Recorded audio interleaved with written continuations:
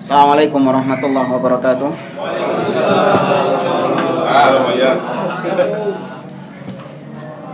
Innal hamdalillah nahmaduhu wa nasta'inuhu wa nastaghfiruh wa na'udzu billahi min syururi anfusina wa min sayyiati a'malina. Man yahdihillahu fala mudhillalah wa may yudlil fala hadiyalah.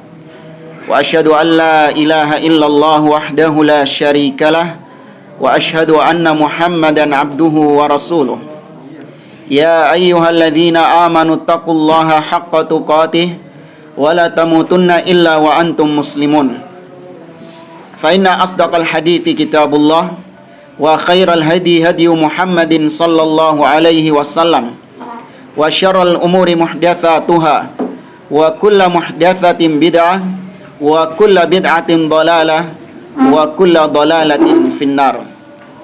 Ma'asyiral muslimin, ikhwani fillah rahimani wa rahimakumullah. Kita melanjutkan kembali pembahasan kitab Hilyah Talibil Ilmi oleh Syekh Bakar Abu Zaid rahimahullahu taala dengan syarah atau penjelasan dari Syekh Muhammad bin Shalih Al-Utsaimin rahimahullahu taala. Insyaallah pertemuan malam hari ini kita masuk bab yang pertama, Al-Faslul Awal Adabut Talib fi Nafsihi. Bab pertama tentang adab seorang penuntut ilmu terhadap dirinya sendiri. Ya, bagaimana dia beradab terhadap dirinya sendiri ketika menuntut ilmu. Poin yang pertama, al-ilmu ibadah. Ilmu itu adalah bentuk ibadah kepada Allah Subhanahu wa taala.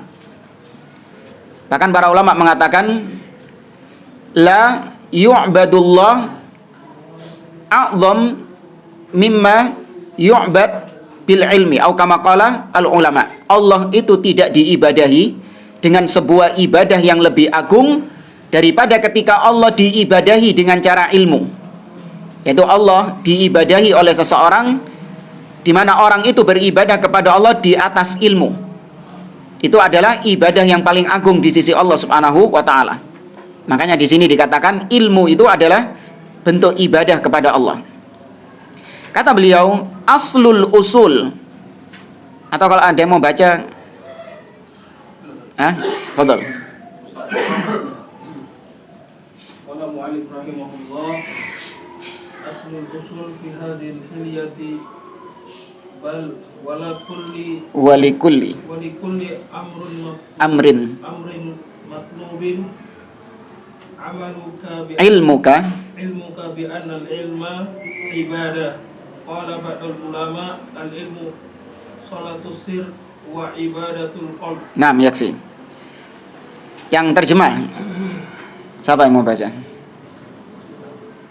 Terjemah tok. Yang pegang kitab terjemahan, yang suaranya keras. Duding-dudingan. Ya, betul. Paling prinsip dalam hilyah ini bahkan merupakan prinsip dalam semua persoalan yang harus kau ketahui adalah bahwa ilmu itu ibadah. Sebagian ulama mengatakan ilmu adalah sholat rahasia dan ibadah hati. 6. Kata beliau, aslul usul, landasan yang paling pokok dalam kitab Hilyah ini adalah, bahkan kata beliau, ini dituntut dalam setiap perkara. Ya, bukan cuman bukan cuman menuntut ilmu saja. Ilmu itu dituntut setiap perkara, ibadah kita, akidah kita, itu semua harus didasari dengan ilmu. Makanya dikatakan aslul usul, landasan pokok yang paling pokok. Kata beliau, ilmuka bi annal ilma ibadatun, yaitu kau mengetahui bahwa ilmu itu adalah ibadah. Ya, ilmu adalah ibadah. Syekhul Islam Ibnu Taimiyah rahimahullah ketika mendefinisikan tentang ibadah, beliau mengatakan al-ibadah ismun jami' li kulli ma yuhibbullah wa yardah minal aqwali wal af'al adh-dhahirah wal batinah. Ibadah itu adalah segala sesuatu yang dicintai oleh Allah dan diridhoi oleh Allah, baik berupa ucapan ataupun perbuatan yang nampak ataupun yang tersembunyi. Jadi kalau ada sesuatu yang dicintai sama Allah dan diridhoi, itu pasti dinamakan ibadah. Nah, kita nggak tahu mana perbuatan kita yang dicintai oleh Allah, mana perbuatan kita yang diridhoi oleh Allah, kita nggak tahu. Kita taunya dengan cara apa? Belajar dengan ilmu. Kita baru tahu, oh ternyata sholat itu dicintai sama Allah. Oh ternyata puasa itu dicintai sama Allah. Oh ternyata bersedekah itu dicintai oleh Allah. Tahu dari mana kita? Dari ilmu, belajar. Ya, makanya ilmu itu adalah pokok dari semua pokok-pokok yang ada. Qala ba'dul ulama, sebagian ulama mengatakan al-ilmu shalatus sir wa ibadatul qalbi. Ilmu itu adalah ibarat seperti sholat yang sembunyi-sembunyi. Sesuatu yang tersembunyi, seperti seorang melaksanakan sholat secara sembunyi-sembunyi, dan ilmu itu merupakan ibadah hati. Karena ibadah itu ada ibadah lisan, ada ibadah perbuatan, dan ada ibadah hati. Siapa yang bisa ngasih contoh? Ibadah lisan apa? Zikir, baca Quran, berkata jujur. Kalau ibadah anggota badan, sholat, puasa, tidak mentempeleng orang, haji, umrah, dan yang lainnya. Nah, kalau ibadah hati selain ilmu apa? Ikhlas, khusyuk. Nah, itu bukan ibadah. Nah, bertambah ujian antum. Ya. Nah, itu kalau mau digoreng sama mereka bisa. Nah, ini menunjukkan bahwa Allah nggak ridho dengan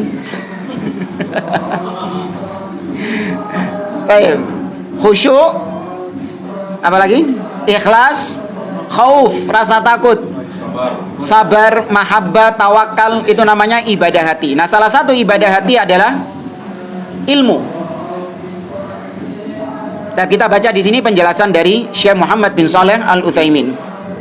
Kata beliau, al-ilmu ibadatun bila syak, bal huwa min ajallil ibadat wa afdaliha. Kata beliau, ilmu itu tidak diragukan lagi adalah bentuk ibadah kepada Allah. Bahkan dia adalah ibadah yang paling afdal, ibadah yang paling mulia. Sampai-sampai Allah Subhanahu wa taala mengatakan, ya ja'alahu fi kitabihi qasiman lil jihad fi sabilillah. Allah Azza wa Jalla menjadikan orang yang menuntut ilmu atau orang yang berjihad itu nggak boleh semuanya berjihad. Harus ada di antara sebagian kaum muslimin yang menuntut ilmu tuh. Dalam kondisi perang sekalipun nggak boleh semuanya berangkat jihad. Harus ada di antara sebagian kaum muslimin yang tetap belajar ilmu, menuntut ilmu. Bayangkan kondisi perang saja tetap harus Allah menjadikan ilmu sebagai prioritas. Ini dalam surah At-Taubah ayat 122. Allah mengatakan wa ma kanal mu'minuna liyanfiru kafah. Dan tidaklah patut bagi orang-orang yang beriman untuk mereka pergi berjihad semuanya. Falaula nafara min kulli firqatin minhum ta'ifatun liyatafaqahu fid din. Kenapa tidak sebagian dari mereka tetap berada di negeri mereka untuk apa? Liyatafaqahu fid din, untuk mereka memperdalam agama, belajar ilmu agama, liyunziru qaumahum, supaya nanti kalau yang berjihad ini pulang, maka orang yang belajar ilmu tadi akan memperingatkan, akan menyampaikan ilmunya kepada orang-orang yang pulang berjihad tadi. Ya, liyunziru qaumahum idza raja'u ilaihim la'allahum yahdharun. Tapi ini kata beliau menunjukkan bahwasanya ilmu adalah perkara yang sangat penting. Sampai-sampai ketika berjihad tetap ada sebagian orang yang harus berilmu. Kemudian beliau membawakan hadis Nabi SAW. Nabi mengatakan, man yuridillahu bihi khairan yufaqihu fid din. Barang siapa yang Allah kehendaki, Allah inginkan kebaikan atasnya, maka Allah jadikan dia paham tentang agama. Allah jadikan dia punya ilmu tentang agama. Jadi kebalikannya apa? Mafhum mukhalafah. Hah? Nah, kalau Allah tidak menghendaki kebaikan atas orang tersebut, Allah tidak memberikan ilmu kepadanya. Allah jadikan dia bodoh, jahil. Dengan segala hikmahnya. Ya, dengan segala hikmahnya. Tapi kalau Anda diberi ilmu, berarti kita husnudzon kepada Allah. Allah menginginkan kebaikan untuk kita.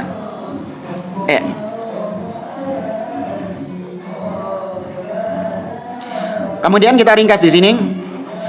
Wa qala al-Imam Ahmad mengatakan, al-ilmu la ya'diluhu syai'un liman sahhat niyatuhu. Ilmu itu tidak bisa atau tidak ada yang sebanding sesuatu apapun dengannya. Kedudukan ilmu itu tidak ada apapun yang sebanding dengannya. Kalau niatnya benar, kata Imam Ahmad. Kalau niatnya benar. Qalu kaifa tasihhun niyah? Ya Aba Abdillah, wahai Imam Ahmad, bagaimana niat seseorang itu benar? Qal yanwi raf'al jahli an nafsihi wa an ghairihi. Niat seseorang dalam menuntut ilmu adalah untuk menghilangkan kebodohan dari dirinya, untuk menghilangkan ketidaktahuan. Karena setiap manusia dilahirkan dalam keadaan apa? Jahil, dalam keadaan tidak tahu. Maka tidak ada cara untuk mengangkat kejahilan itu kecuali dengan belajar, dengan menuntut ilmu. Maka dari sini nggak ada istilahnya ilmu laduni.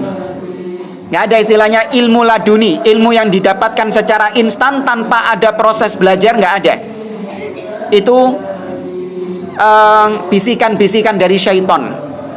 Jadi kalau ada orang yang mengaku berilmu, padahal dia nggak pernah belajar, nggak pernah menuntut ilmu, tapi dia mengaku memiliki ilmu, maka harus diyakini itu adalah bisikan-bisikan syaitan kepadanya.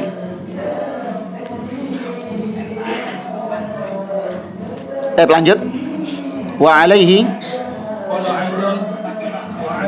fa inna syartal ibadah ikhlasun niyati lillahi subhanahu wa ta'ala bi qawlihi wa ma umiru illa liya'budullaha mukhlishina lahu ad-dina hunafa'a wa yuqimu al-ayah wa fil hadisi al-fadlu al-mashhur an Amirul Mukminin Umar bin Khattab radhiyallahu anhu anna Nabiy sallallahu alaihi wasallam qala innamal a'malu binniyat al-hadis fa in faqada ilmu ikhlasun niyyah in taqala min afdalit ta'ati ila ahatti al-mukhalafati wala syai'a yuhattimu ilma mislu riya'u syirki au riya'u ikhlasi wa mislu tasmi' bi anna yaqula bi an yaqula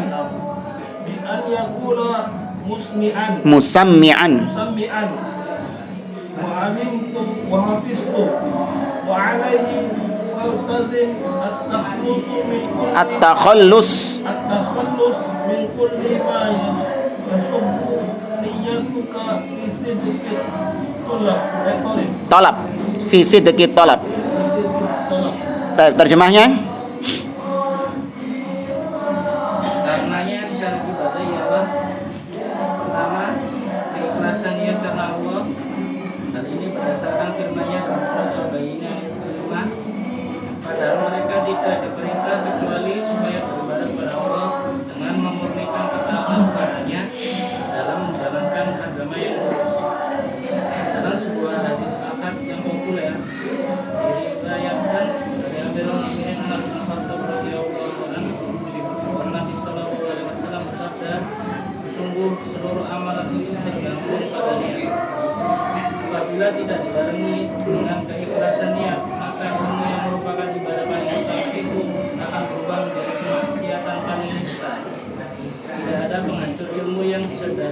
ria, baik ria syirik maupun ria ikhlas. Dan sum'ah, misalnya engkau mengatakan dengan ada sum'ah, aku sudah mengetahui dan aku sudah hafal.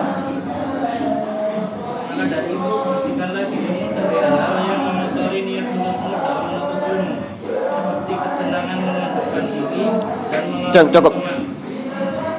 Baik, kata beliau, fa inna syartal ibadah, maka dari itu sesungguhnya syarat ibadah adalah yang pertama ikhlasun niyati lillahi subhanahu wa ta'ala. Karena ilmu itu adalah ibadah, maka ibadah itu harus karena dasar ikhlas karena Allah. Sudah sering kita sampaikan, ikhlas artinya apa? Memurnikan. Ya, ikhlas artinya memurnikan. Semua niat kita 100% itu untuk Allah, karena Allah subhanahu wa ta'ala. Jangan sampai terkontaminasi untuk selain Allah. Barang siapa yang terkontaminasi niatnya untuk selain Allah, maka itu tidak dikatakan ikhlas. Ya, pernah kita ibaratkan dengan air. Dalam bahasa Arab, air ini kalau dia tidak terkontaminasi dengan apapun, maka namanya al-ma'ul khalis. Ya, al-ma' al-khalis, air yang murni, air tidak terkontaminasi zat apapun. Tapi ketika saya masukkan 1 tetes kopi, maka itu sudah tidak lagi dikatakan al-ma'ul khalis, tapi al-ma' al-mukhtalat, air yang sudah terkontaminasi. Nah, kita ketika beribadah, termasuk diantara ibadah adalah menuntut ilmu, maka harus niat kita itu 100% untuk Allah, tidak boleh terkontaminasi untuk selain Allah. Mencari popularitas atau untuk mendapatkan sanjungan dari manusia. Alhamdulillah. Baik, kita lanjutkan.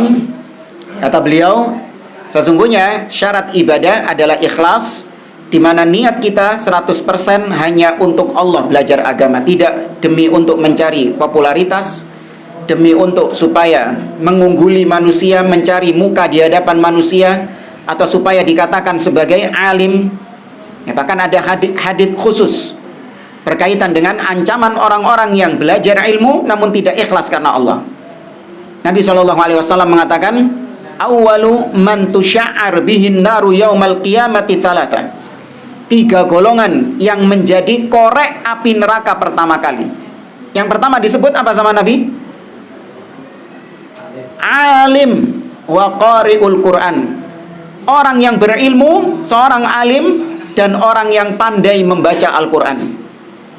Ketika didatangkan pada hari kiamat dan Allah Azza wa Jalla bertanya kepadanya tentang nikmat-nikmat yang Allah berikan kepada dia, maka dia mengatakan, ta'allamtu fik wa 'allamtun nas wa qara'tu fikal Quran. Ya Allah, aku belajar agama itu untukmu, dan aku mengajarkan agama ini kepada manusia juga ikhlas karenamu. Aku membaca Al-Quran, belajar Al-Quran juga ikhlas karenamu. Lali orang ini, lupa kalau yang dihadapi sama dia di hari kiamat Allah yang maha mengetahui hati manusia. Allah yang alimun bidatis sudur. Allah tahu apa yang ada di dalam hati manusia. Maka Allah langsung mengatakan kepada dia, kadzabta, enggak, kau dusta. Innama ta'allamta liyuqala alim wa qara'ta liyuqala qari'. Kau belajar agama supaya dikatakan alim, dan kau membaca Al-Quran agar dikatakan qari. Wa qad qil, dan itu sudah kau dapatkan ketika di dunia. Kau sudah mendapatkan gelar itu.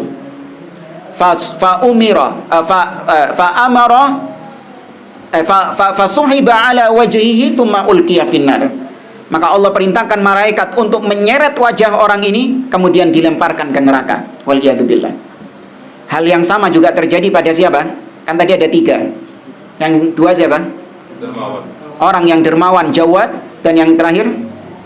Syahid. Ya, orang yang ustushhida fisabilillah. Orang yang syahid, tapi supaya dikatakan jari, pahlawan, pemberani. Dermawan, supaya dikatakan panjang tangan. Tuh, maling. Apa? Ringan tangan. Supaya dikatakan dermawan. Iya. Ringan tangan, panjang tangan maling. Ya. Baik. Maka ikhlas ini harus ada Bukan hanya untuk menuntut ilmu, tapi semua amal ibadah. Allah berfirman dalam surat Al-Bayyinah ayat yang kelima, kata Allah, "Wa ma umiru illa liya'budullaha mukhlishina lahuddina hunafa."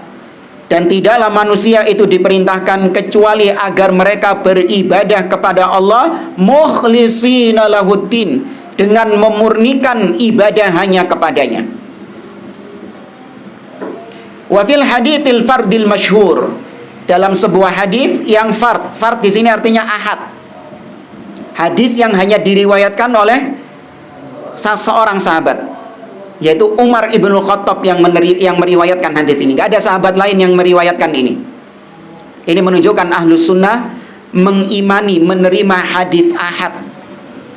Tidak sebagaimana ahli bid'ah dari kalangan mutakallimin, dan juga diadopsi oleh kelompok Hizbut Tahrir. Mereka tidak mau menerima hadis ahad.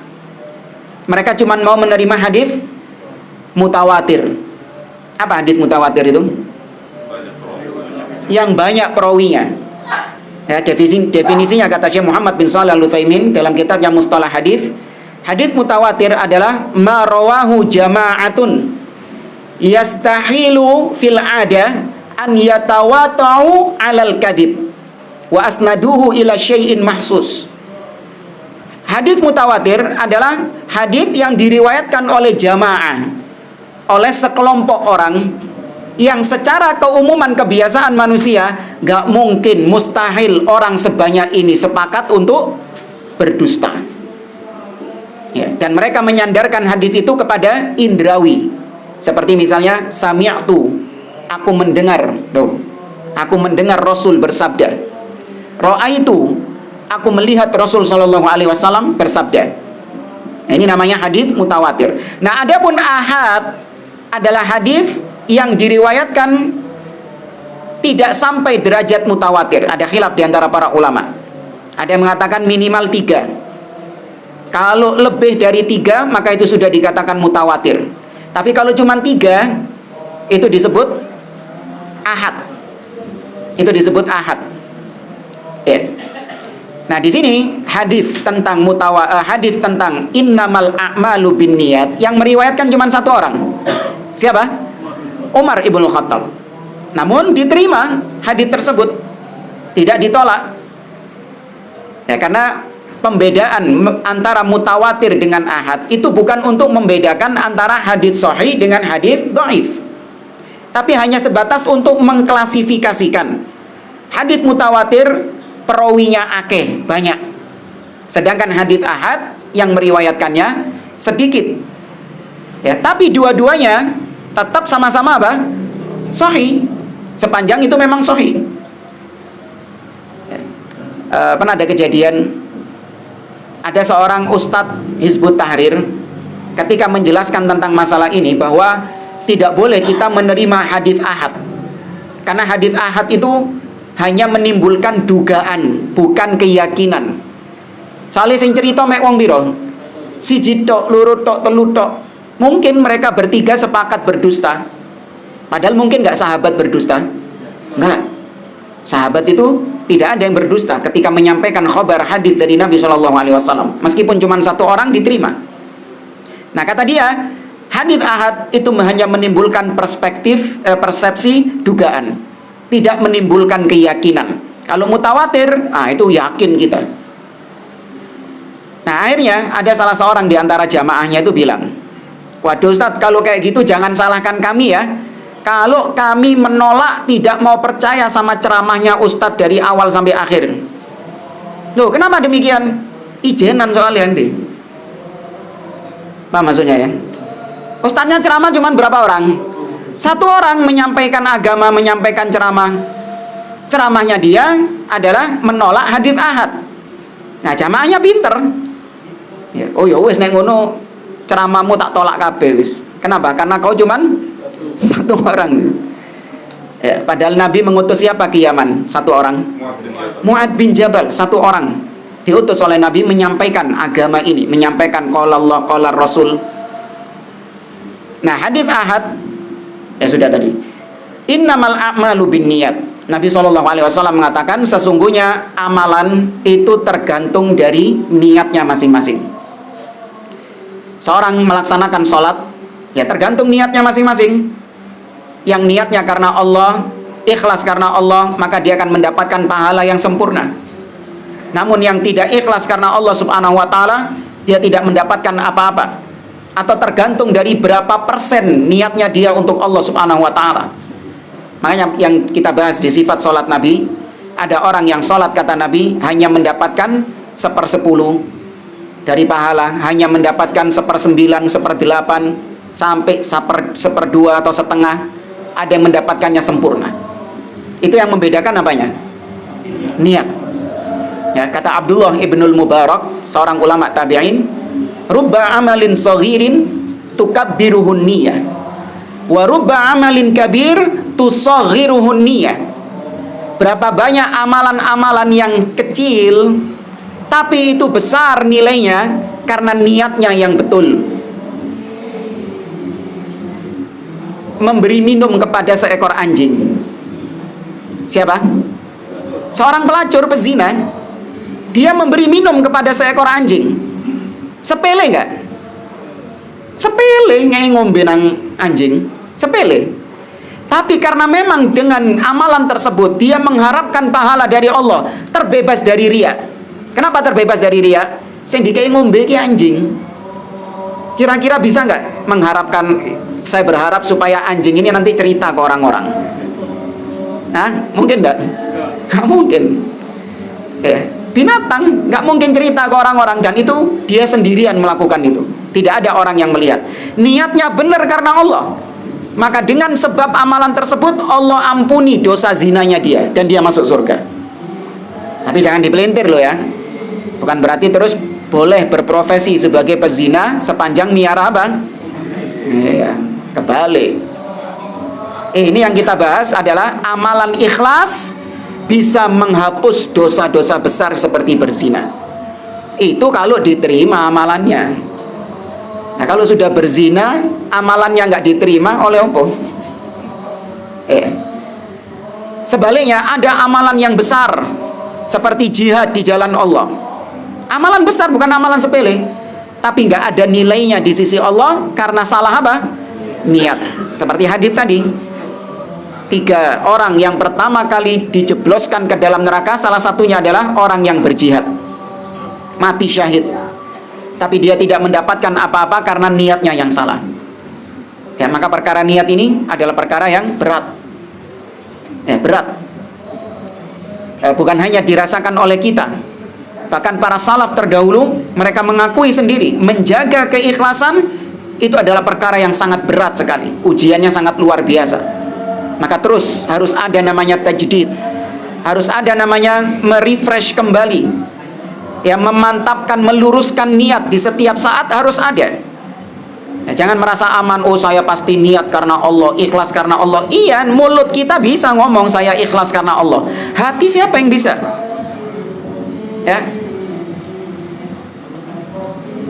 Kemudian kata beliau, fa in faqadal ilmu ikhlasan niyah, apabila ilmu yang kita pelajari itu kehilangan niat, ilmu yang kita pelajari itu kehilangan ikhlas, kosong dari ikhlas, intaqala min afdhalit ta'at ila ahadil mukhallafat, maka berubah statusnya ilmu tadi. Asalnya menuntut ilmu adalah ketaatan yang paling afdol, gara-gara kehilangan ikhlas, kosong dari ikhlas, maka berubah menuntut ilmu yang harusnya amalan yang paling afdol, berubah menjadi maksiat yang paling buruk.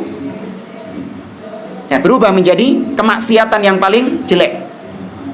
Wala syai'a yuhattimul ilma mithlur riya, dan tidak ada sesuatu yang bisa menghancurkan kemuliaan ilmu seperti riya. Ya, riya dari kata ro'a, ya, akar katanya dari ro'a, melihat.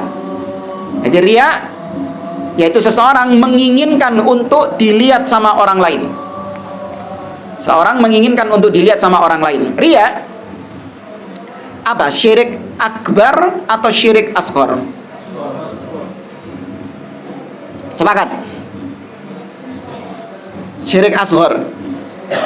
Ya, Nabi SAW mengatakan, akhwafu ma akhafu ala ummati asyirkal asghar. Yang paling aku khawatirkan atas umatku adalah syirik kecil. Kata Nabi SAW, syirkul khafi, ya syirik yang tersembunyi. Nabi ditanya, apa itu syirik kecil? Maka Nabi mengatakan ar-riya. Betul, riya itu memang ada yang syirik kecil, tapi jangan lupa ada riya yang syirik akbar. Ada riya yang syirik akbar. Apa contohnya? Atau apa? Bagaimana membedakannya? Riya yang syirik kecil sama riya yang syirik akbar. Riya yang syirik akbar itu adalah riyanya orang-orang munafikin.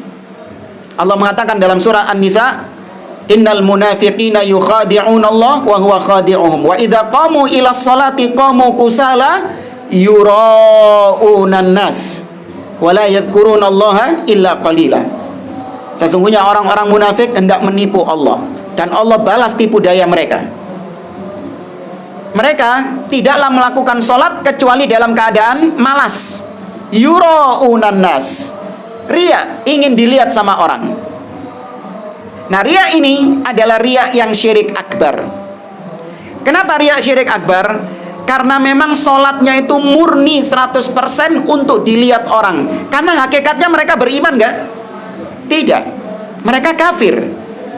Berarti mereka sholat tujuannya murni 100%, cekne dianggap sebagai orang, supaya dianggap sebagai orang Islam. Ini riya yang syirik akbar. Adapun riya yang syirik asghar, ya seperti riya kita sehari-hari. Kita masih ada aslul iman, masih ada keimanan dalam diri kita, kemudian baru timbul riya. Dan itu pun gak 100%. Sebagian kita pengen ibadah kita untuk Allah, sekaligus pengen juga mendapatkan apa? Pujian dari orang. Ya, tapi tetap mengharapkan pahala dari Allah nggak?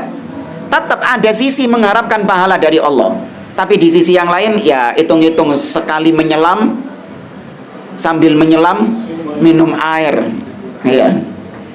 Hitung-hitung ya supaya inilah orang-orang suka sama saya, supaya saya dianggap sebagai orang baik, atau untuk menaikkan popularitas, menaikkan viewers. Apalagi kita hidup di masa sekarang, orang berlomba-lomba untuk mencari viewers, ya, mencari like, mencari subscribe,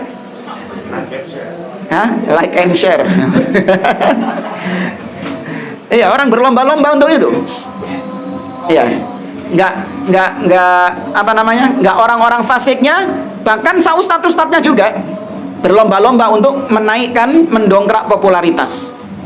Ya, kita nggak menghukumi riya, tapi rentan jamaah, rentan. Ya, bagaimana seorang ketika umroh, ketika sholat, ya, ketika sodako ditampakkan, kemudian dijadikan sebagai konten. Ya. Kita nggak menghukumi niatnya itu pasti riya, enggak. Karena masalah riya ini masalah yang nampak atau tidak? Tidak. Tapi hal-hal demikian itu rentan nggak menghilangkan keikhlasan? Rentan, resiko.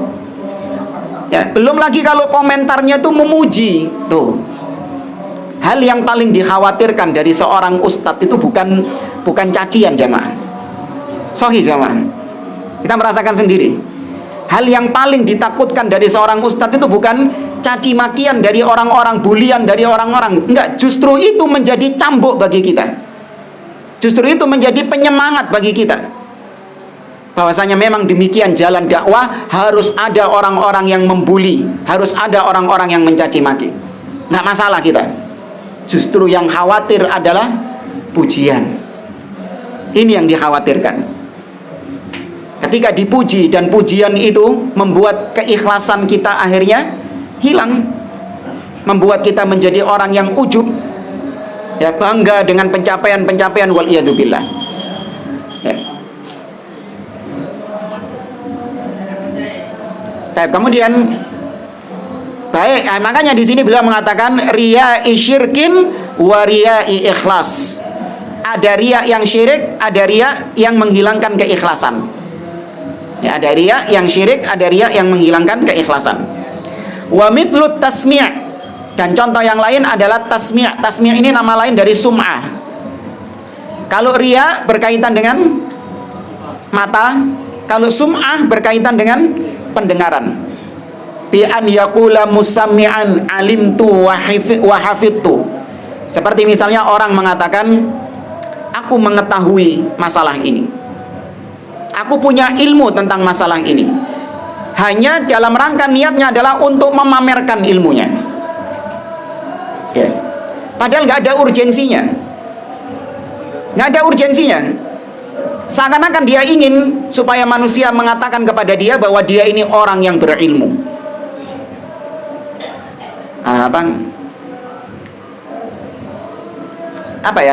Menonjolkan sesuatu yang memang nggak ada urgensinya hal itu. Imam Bukhari meriwayatkan dalam sahihnya nomor hadis 1100 sekian, pojok kanan atas. Ya. Apa faedahnya pojok kanan atas itu tadi? Kenapa demikian? Karena setiap cetakan beda-beda, jamaah. Paham nggak? Dia mengatakan Sahih Bukhari nomor hadis sekian-sekian, pojok kanan atas. Ikut cetakanmu. Bisa jadi kitab lain sama-sama Sahih Bukhari dari penerbit cetakan yang lain, justru pojok kanan bawah hadisnya. Paham jemaah? Nah, terus apa urgensimu kau mengatakan itu pojok kanan atas itu apa? Ya. Maka ini dikhawatirkan ada unsur yang menampakkan bahwasanya dia itu suka membaca, bahkan dia hafalannya kuat sampai letak hadisnya di mana dia tahu itu. Paham di sini? Ini yang dikhawatirkan. Ya, dia mengatakan aku tahu tentang ini, aku hafal tentang ini. Dipamerkan semua hafalannya sama dia, syair-syairnya, padahal jamaahnya nggak paham semua. Itu nggak dibutuhkan oleh jamaah. Ya, ditampakkan kalau dia ini tahu tentang penadaan musik, ya, FAB bicis apa itu kata dia itu, tak tahu, anak tak paham. Dari tiba no salah kabeh. Dikritik sama pemusiknya, jamaah. Iya, ditahdir dia sama pemusiknya tuh. Ya, jadi pemusik mentahdir ustadz gitu. Wa alaihi faltazim at-takhallusa min kulli ma yashubu niyataka fi sidqil talab. Maka hendaklah engkau berpegang dengan keikhlasan, bersihkan dirimu dari segala sesuatu yang bisa mengotori niatmu. Ya, bersihkan segala sesuatu dari apa-apa yang bisa mengotori niatmu, supaya engkau menuntut ilmu itu jujur untuk Allah Subhanahu wa taala. Ya, maka hindarkan semua hal-hal yang bisa mengarahkan kita kepada hilangnya keikhlasan, jauhkan sudah. Ya, meskipun kau coba memanipulasi, oh enggak kok, saya niatnya ini kok, ya, itu mulutmu. Allah tahu isi hatimu apa. Ya, contoh ini yang banyak sering terjadi ikhwan-ikhwan ini ya. Ini lagi ngaji nih, di foto kitabnya, cekrek, upload. Dia nggak bilang kalau lagi ngaji, enggak. Dia cuma foto kitabnya, terus kemudian ditulis @rumah Pak Hasan Sidoto Wetan. Iya. Terus ditunjukkan suasana kajian gitu. Dia nggak nulis apa-apa. Dia nggak mengatakan saya nggak pamer kok. Saya nggak mengatakan kalau lagi ngaji guys. Enggak. Ya, tapi Allah tahu nggak niatnya dia foto-foto itu untuk apa? Tahu. Sherlock. Ya, meskipun orang bilang, oh enggak Ustadz, ini saya ngasih tahu ke teman-teman kalau kajiannya sudah mulai. Ya wis, PPN itu sudah. Kau yang tahu antara kau dengan siapa? Kau dengan Allah Subhanahu wa taala. Iya, aku percaya wis. Tapi riskan nggak kayak gini nih? Riskan, rentan. Hal-hal yang bisa membuat kita keikhlasannya itu jatuh, keikhlasan kita itu jadi hilang, sudah tutup pintu itu sudah. Ya, tutup itu. Karena sifat dasar manusia itu adalah cinta pujian. Itu sifat dasar manusia. Manusia itu senang kalau dipuji, disanjung sama orang. Itu senang. Ya, maka itu bisa menyebabkan keikhlasan kita jadi hilang, sehingga amalan yang kita lakukan diantaranya menuntut ilmu, akhirnya tidak diberkahi oleh Allah ilmu kita, dan ilmu kita tidak berbuah pahala di sisi Allah Subhanahu wa taala.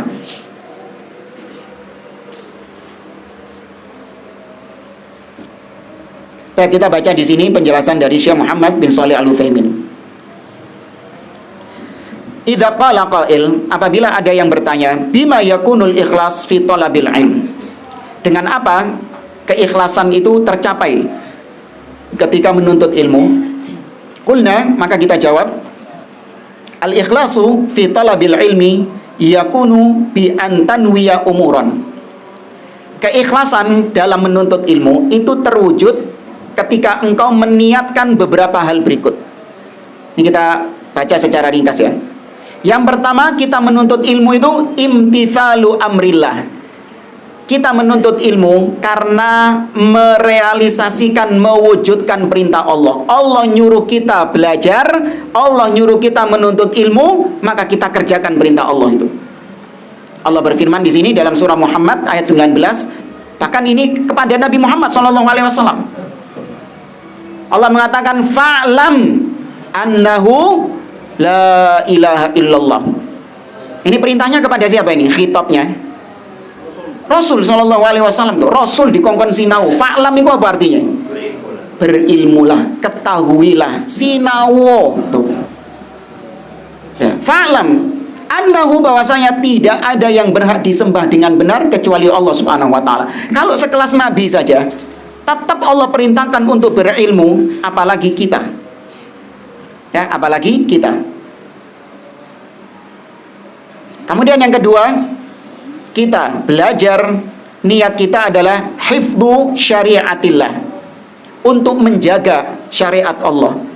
Dengan kita belajar ilmu ini, kita ikut andil untuk menjaga agama Allah ini. Menjaga dari apa?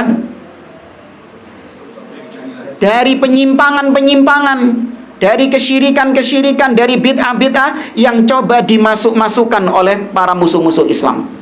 Jadi orang-orang kafir berusaha untuk memasukkan sesuatu ke dalam agama Islam ini, supaya kaum muslimin sedikit demi sedikit meninggalkan agamanya, disusupi bid'ah-bid'ah, ya kan, disusupi hal-hal yang bisa membuat mereka tidak lagi menjalankan Islam yang murni, yang dulu diturunkan kepada Nabi SAW. Nah, dengan kita belajar ilmu, belajar agama yang murni, maka kita ikut andil dalam menjaga syariat ini. Ketika ada penyimpangan, kita tahu. Nah, ini pentingnya kita kalau belajar, terutama akidah ya, menghidupkan sensor yang ada di dalam diri kita. Alarm. Kita ini punya alarm. Apa alarm kita? Kalau ada orang yang ucapannya menyimpang, alarmnya muni. Tahu ya? Ketika ada orang yang ucapannya itu menyimpang, langsung alarm kita bunyi, aktif. Bahwasanya gak bener ucapannya orang ini. Kok ambu-ambune, ambu-ambu Syiah ucapannya orang ini, ambu-ambu Khawarij ini ucapan orang ini. Tuh, itu berarti sensornya aktif. Bersyukur antum kalau ada kayak gitu. Antum misalnya lagi apa misalnya? Pernah sering kita dapati lagi Jumatan di jalan gitu ya, kita masuk Jumatan, pokoknya dapat masjid Jumatan ya. Kemudian khotibnya naik mimbar ya. Oh, penampilannya Masya Allah seperti sunnah, jenggotan, innal hamdalillah nahmaduhu, dan seterusnya. Kemudian dia mengatakan bahwasanya pemimpin yang ada sekarang ya, sungguh Fir'aun lebih baik daripada pemimpin yang ada sekarang. Dia mengatakan seperti itu. Fir'aun saja, sohi ini jemaah, Fir'aun saja meskipun dia kafir tapi mensejahterakan rakyatnya. Adapun pemimpin sekarang meskipun mengaku muslim tapi menyengsarakan rakyatnya. Antum kalau belajar akidah, ketika mendengar ucapan seperti ini, murub gak sensori? Aktif alarmi, aktif. Ini ngawur orang itu. Ngawur ya, ini bau-bau Khawarij ini, memang ini ucapan orang ini. Nggak mungkin Ahlus Sunnah ngomong seperti itu, nggak mungkin. Tapi coba kalau antum nggak pernah belajar akidah, nggak belajar ilmu syar'i, ketika mendengar ucapan seperti itu tambah apa? Iya memang itu. Iya. Ancene iki pemimpin iki. Iya. Betul iki. Iki baru ustadz iki. Ini nikmatnya belajar ilmu tadi. Ada sensornya kita diberi sensor, bisa mengenal hak dan batil. Ya. Tapi itu bentuk penjagaan syariat. Nah, kalau yang seperti tadi itu antum bisa mengenali, mendeteksi, ya, apalagi yang lebih parah dari itu, ya, apa? Yang viral itu, makoli inna, apa itu? Makoli inna rahmatan. Apalagi yang modelnya kayak gitu, antum sudah pasti langsung bisa mendeteksi kalau ini orang stres gitu loh. Tapi lihat coba, antum bersyukur loh. Ini orang edan kayak gitu, punya pengikut gak? Punya pengikut jamaah, bayangkan. Apa sih itu Ustaz? Nah, ada orang edan, orang gila. Orang gila mengaku-ngaku bisa tahu bahasanya sudah lawas, sudah punah bahasanya itu. Bahasa Aramaik, bahasa Suryani. Bahasa yang diucapkan sama Nabi Isa, Eli Eli lamma sabaktani itu bahasa Suryani itu. Tapi kalau ini bahasa Suryono paling. Ya, orang edan, tapi punya pengikut dia. Punya pengikut, benar-benar dijadikan sebagai wali, dijadikan sebagai panutan ulama. Ya, antum ketika belajar ilmu, punya ilmu, antum ngelihat orang-orang kayak gitu, antum merasa bersyukur nggak? Alhamdulillah. Iya, nggak kebayang kalau anak ikut seperti mereka gitu. Naudzubillah. Ya, ini nikmat dari Allah Subhanahu wa ta'ala. Kemudian yang ketiga, ya tadi menjaga hifdzu syariatillah, menjaga agama Allah Subhanahu wa ta'ala. Yang ketiga ini sama seperti yang kedua, cuman yang kedua tadi harusnya itu menjaga agama Allah dengan cara Anda menulis, menghafalkan ilmu tersebut. Berarti itu untuk diri Anda, menjaga agama Allah untuk diri Anda. Nah, yang ketiga yang saya maksud tadi, menjaga agama Allah dari penyimpangan-penyimpangan. Nah, ini yang ketiga ini. Himayatus syariah wa difa'a anha. Sebagai bentuk memelihara agama ini dan membela agama ini dari penyimpangan-penyimpangan. Itu caranya dengan belajar. Nah, baru yang keempat, niat kita ya dalam belajar ilmu, keikhlasan kita dalam belajar ilmu itu motivasinya adalah karena ittiba syariati Muhammadin sallallahu alaihi wasallam, yaitu dalam rangka untuk ittiba, mengikuti syariat Nabi Muhammad sallallahu alaihi wasallam. Li annaka la yumkinu an tattabi'a syari'atahu hatta ta'lama hadhihi syari'ah. Karena kau tidak akan mungkin bisa mengikuti syariat Nabi Muhammad kecuali kau belajar dulu mana sih syariat Nabi Muhammad SAW. Karena di zaman sekarang orang bingung, ada yang dianggap sebagai syariat Nabi Muhammad padahal itu bukan dari Nabi Muhammad SAW. Bahkan sebaliknya, itu syariat Nabi Muhammad SAW tapi dianggap bukan dari syariat Nabi Muhammad SAW. Jenggot syariat Nabi bukan? Sama kebanyakan orang dianggap bukan syariat Nabi, syariatnya Wahabi. Iya. Apa lagi? Poligami, cingkrang. Ya, itu bukan syariat Nabi itu. Itu syariatnya Wahabi. Muncul di zaman sekarang fenomena demikian. Yang asli syariat Nabi dikatakan bukan syariat Nabi. Yang bukan dari Nabi justru malah dikatakan syariat Nabi. Bagaimana kita bisa membedakannya? Belajar. Ya, dengan belajar itu nampak jelas bagi kita jalan yang hak dan jalan yang batil. Jamaah, saya cukupkan sampai di sini. Insyaallah kita lanjutkan pada pertemuan berikutnya. Wallahu a'lam.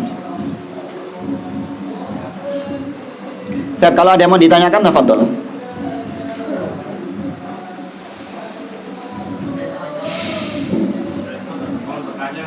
Tadi dijelaskan masalah Ria Asgor. Dalam hidayah itu. Bagaimana dengan ibadah kita semacam Idul Kurban, kita menyembelih sembelihan, terus kita memberi sedekah. Ya. Apakah itu tetap kita harus diam-diam seperti itu atau kita harus siarkan? Ya. Ya, memang ada amalan-amalan ibadah di mana mau nggak mau kita harus menampakkan. Jangan kemudian dengan alasan takut ria, akhirnya amalan yang harusnya ditampakkan malah disembunyikan. Contoh, sholat berjamaah, nggak mau sholat di masjid. Kenapa? Takut ria. Sholat di rumah saja. Itu males, itu memang itu. Ada yang memang harus ditampakkan. Nah, itu bentuk ujian. Meskipun ditampakkan seperti itu, kita tetap harus menjaga keikhlasan. Loh, kan susah. Ya memang di situ bentuk ujiannya. Bagaimana kau bisa menjaga keikhlasan ketika ada orang-orang yang melihatmu? Harus dijaga keikhlasannya. Dan berat memang. Ana pernah dulu waktu sholat maghrib, berangkat dari rumah nggak ada niatan apa-apa, kebiasaan sholat aja. Sampai di masjid ada camer, calon mertua, tapi gak situ. Gak jadi. Ada calon mertua. Nah, di situ muncul keinginan untuk caper, untuk cari perhatian, dipet jadi mantu biar diterima gitu. Tapi tetap harus dilawan jamaah, jangan dibiarkan itu mengalir. Kalau muncul ada perasaan seperti itu, ya wajar. Tapi nggak boleh dibiarkan mengalir. Harus diapakan? Harus dilawan. Harus struggle di situ. Harus bergelut dengan niat di situ memang. Ya memang di situ perjuangannya. Di mana kita berusaha sekuat tenaga untuk menghilangkan niatan-niatan seperti itu. Ya, menghilangkan niatan-niatan seperti itu hanya untuk Allah Subhanahu wa taala. Nah, adapun salah satu ibadah yang memang harus disiarkan adalah kurban. Ya, kurban ini sunnahnya, meskipun sunnah ya, bukan sah atau tidak sahnya. Kurban itu memang harus dilakukan secara terang-terangan, karena kurban ini adalah bentuk syiar, adalah bentuk syiar tauhid, ditampakkan. Makanya penyembelihan itu harus dilakukan di tempat yang terbuka sebagai bentuk syiar. Meskipun kalaupun di tempat yang tertutup ya tetap sah, cuman afdolnya di tempat yang terbuka. Tapi tadi tetap harus dijaga keikhlasannya. Ya, dijaga keikhlasannya. Ketika sudah menyembelih seperti itu, mau nggak mau harus di hadapan orang banyak menyembelihnya. Nggak perlu tambah di obral lagi. Apa itu? Ini dia membelih tangan sendiri dia. Sunnah kan menyembelih dengan tangan sendiri. Cekelno. Cekelno. Donda HP-nya disuruh megangi gitu. Ketika dia mau menyembelih itu, buat update status. Kata dia, loh, kurban kan memang harus ditampakkan. Loh, iya benar ditampakkan, cuman jangan semakin ditampakkan yang nggak bisa kau hindari ya sudah. Iya lebay, yang nggak bisa kau hindari ya sudah itu. Jangan malah semakin ditampakkan. Tawaf haji atau umroh, ya bisa nggak? Maksudnya tawaf sendirian, nggak mau riak, ngenteni Ka'bah sepi. Kapan? Ngenteni Ka'bah sepi, nggak bisa. Memang harus orang banyak. Kan dilihat nanti. Ya jaga keikhlasanmu. Tapi jangan terus tambah dibuka. Ya, selfie. Enggak, sudah itu tambah tutup itu. Yang sudah dilihat ya sudah dilihat, yang tidak kelihatan ya sudah jangan tambah ditampakkan. Ya. Wallahu a'lam. Jadi tadi tetap sedekah harus menjaga keikhlasan. Mungkin tambahan. Ya. Maksudnya di masjid-masjid kan ditulis kayak sapi 7 orang, si bulan. Apakah itu harus memang dicatatkan atau tidak? Terus ada lagi pada saat penyembelihan disebutkan kambing, misalnya sapi nomor sekian dari sebulan. Ya, sebenarnya kalau itu untuk kemudahan panitia ya, dalam panitia bisa mengkoordinir atau membedakan antara sapi yang satu dengan sapi yang lain, karena memang itu perkara yang dibutuhkan, nggak masalah, sepanjang memang itu bukan permintaan dari sohibul kurbannya. Kok jenengku tulisan yang paling gede loh, yang paling gede. Enggak, selama itu memang bukan keinginan dari sohibul kurbannya, hanya dari panitia kurban untuk supaya memudahkan mereka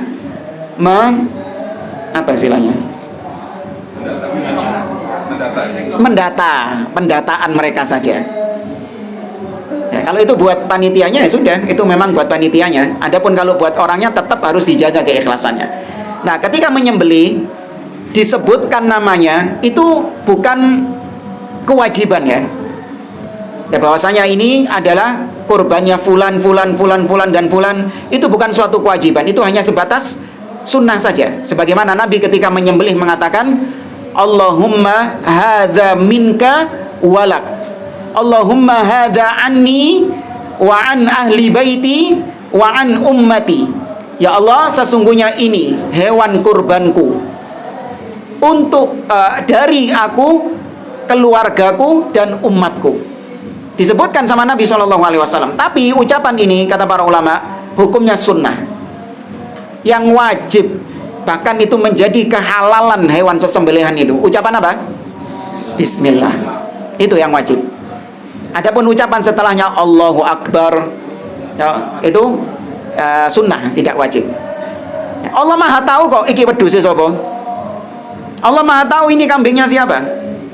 Jadi qadarullah gini jamaah, kan kambing sapi itu kan dikasih nomor kan gitu kan, kalau di panitia kurban kan dikasih nomor 1 miliknya fulan, nomor 2 miliknya fulan, dan seterusnya. Qadarullah ketika besok pagi mau penyembelihan coplok kabeh nomornya ya, lepas semua kalungnya itu, nggak tahu semalam gegeran dah apa tawuran dah, lepas semua akhirnya nggak ada yang tahu ini kambingnya sopo, ya apa panitianya? Apa tindakan yang dilakukan panitia? Sembelih aja sudah. Iya, sembelih. Loh, terus ini punyanya siapa? Allah weruh. Allah tahu sudah ini punya siapa. Sudah bismillah, Allahu Akbar, set. Bismillah. Selesai. Kemudian baru dibagikan kepada pemilik kurbannya, meskipun bukan itu kurbannya dia, nggak apa-apa, sudah dikasihkan. Allah Maha tahu ya, wallahu a'lam. Mengenai pekerjaan sebagai seorang guru terkait profesi, kemudian diupload, like and share, yang komen banyak dan sebagainya, apakah hal ini juga dilarang? Tentang itu profesinya ya, ketika memang niatnya dia guru agama ya, bukan guru agama, selain guru agama. Kalau selain guru agama nggak masalah, dia memang menampakkan itu untuk istilahnya iya, untuk mencari dunia, nggak masalah ya kan, untuk mencari cuan. Misalnya dia mengajar di medsosnya itu, dia bagikan ilmu, memang tujuannya memang untuk iya, nggak masalah. Ini yang jadi masalah adalah ilmu agama. Nah, ketika niatnya dia di medsos itu, dia membagikan ilmu agamanya itu, memang niatnya untuk melebarkan dakwahnya, supaya dakwah tidak hanya di tempatnya saja, cuman dakwah mencakup orang-orang yang luar, orang-orang yang jauh. Karena dengan adanya medsos ini memang diberikan kemudahan untuk bisa berdakwah sampai ke manapun. Kan gitu kan. Tapi resikonya itu tadi, pintu riak menganga lebar. Ya, pintu riak menganga lebar. Meskipun mendapatkan benefit, dakwah kita bisa sampai ke banyak orang. Ya, bahkan terkadang viewers yang ada di medsos itu lebih banyak daripada yang offline. Yang online lebih banyak daripada yang offline. Mbo iku ndelok kabeh apa mek Iya, pamer skip tok wallahu alam gitu ya. Ya, tapi intinya seorang tahu kapasitas dirinya bagaimana. Kalau dia bisa menjaga keikhlasannya, maka itu baik. Dia punya medsos, kemudian dia share ilmunya di medsos itu baik. Tapi kalau dia tahu kapasitas dirinya itu, bahwa dia ini memang haus pujian, dia itu memang suka sanjungan, dia pengen untuk mendapatkan kedudukan. Kalau sudah niatnya kayak gini, wis tahan dulu. Mending nggak pakai medsos. Mending nggak usah pakai medsos. Demi menjaga keikhlasan. Wallahu a'lam. Kita tengah di rumah kita sudah lurus loh. Niat kita sudah ikhlas. Kita saat tiba-tiba itu ada hasutan riak sedikit ya. Ya luruskan lagi. Harus dilawan. Iya, ya itu memang resikonya gitu. Sama kayak tadi camer itu tadi. Berat itu ngelawannya itu. Iya. Sholat maghrib berangkat ke rumah itu niatnya baca ayat pendek-pendek. Kulhu, Inna atau Inna, kan maghrib biasanya pendek-pendek. Ketika ada camer sempat berubah gitu. Wah, kira tuh dawa sidik sekalian pamer hafalan. Alhamdulillah. Ya, akhirnya harus dilawan. Gak wis tak anggap gak ono cameri. Tak anggap gak ada orang itu sudah. Ya, jalan itu. Harus dilawan. Kembalikan ke niat awal itu tadi. Wallahu a'lam. Bisa kita berharap pahala boleh. Tuh iya memang harus berharap pahala, itu tanda keikhlasan itu. Allah mengatakan di surah Az-Sajdah, tatajafa junubuhum 'anil madaji'i yad'una rabbahum khaufan wa tama'a. Ya, dia beramal itu karena khauf, takut kepada Allah, wa tama', mengharap pahala dari Allah. Memang harus mengharap pahala dari Allah. Ya, terakhir. Dengan yang tadi misalkan dia itu niatnya itu kan kita nakom di zawanya. Dia niatnya untuk sunnah khairiyah untuk diikuti, kebaikannya itu akan diikuti atau sebagai contoh. Itu gimana? Kan rentan juga ya. Kemudian ada juga orang masuk mengatakan masalah korban ini kan, bahwasanya umat muslim itu membantai pada hari Zulhijjah itu gimana? Membantai. Ya. Membantai korban. Ada yang orang Nabi bilang. Ya. Betul, kita ini nahkum bil dhawahir. Kita hukumi secara dohirnya saja. Orang yang sodako terang-terangan, gak boleh kemudian kita hukumi vonis langsung dia ini fix riya. Allah mengatakan intu bedus sodakoti fani'immahi. Apabila kalian tampakkan sodakoh kalian, maka itu baik. Wa in tukhfuha wa tu'tuhal fuqara fahuwa khairun lakum. Tapi kalau kalian sembunyikan sodakoh itu dan kalian berikan kepada fuqara secara diam-diam, itu lebih baik. Dua-duanya baik. Tapi yang satu rentan kena riya, yang satu lebih terjaga. Nah, ada memang orang-orang itu yang bisa memanage dirinya nggak riya, karena dia sudah terbiasa ikhlas. Bagaimana caranya? Dia banyak punya amalan-amalan yang tidak diketahui kecuali dia sama Allah. Sholat malam, ya nggak ada yang tahu amalan ini kecuali dia sama Allah. Membantu orang tanpa diketahui. Ya. Ada orang sampai sekarang gitu ya, wallahu a'lam siapa ini orangnya. Bahkan keluarga saya ini sampai sekarang masih nyari orang ini siapa, nggak ketemu jamaah. Jadi pengalaman pribadi, adik saya itu sepanjang ketika dia sekolah SMP 3 tahun, setiap bulan sudah ada yang membayari SPP. Sampai sekarang kita nggak tahu siapa yang bayar itu. Kita tanya sama pihak sekolahnya juga nggak tahu juga. Pokoknya moro-moro terbayarkan, sudah terbayarkan. Sampai sekarang kita nggak tahu siapa ini orang ini. Ini seorang ketika dia punya amalan-amalan yang sir dan itu banyak, maka dia sudah terlatih nggak dengan keikhlasan ini? Sudah terlatih. Anak nggak butuh dilihat orang, nggak butuh. Yang saya butuh adalah Allah tahu saya melakukan amalan ini, selesai. Orang mau lihat atau enggak urusan dia. Nah, kalau sudah terlatih seperti ini, enak. Ya, dia mau sodako terang-terangan, sodako sembunyi-sembunyi, nggak ada bedanya bagi dia. Karena keikhlasannya sudah terlatih. Nah kalau kita ini apa amalan kita yang tersembunyi ini? Maksiat yang tersembunyi kita jamaah. Soalnya bukan amalan tersembunyi. Maksiat yang tersembunyi kita ini, naudzubillah. Ya, wallahu a'lam. Terus kalau dikatakan kurban itu adalah pembantaian, ini bentuk istihza kepada agama. Karena bukan pembantaian, justru itu adalah ihsan. Nabi mengatakan, innallaha katabal ihsan ala kulli syai'. Sesungguhnya Allah telah menulis kebaikan pada segala sesuatu. Di dalam syariat kita, kata Nabi, fa idza qataltum fa ahsinu qitlah. Apabila kau mau membunuh, bunuh dengan cara yang patut, dengan cara yang baik. Wa idza dzabhtum fa ahsinu dzibha. Apabila kalian menyembelih, sembelih dengan cara yang baik.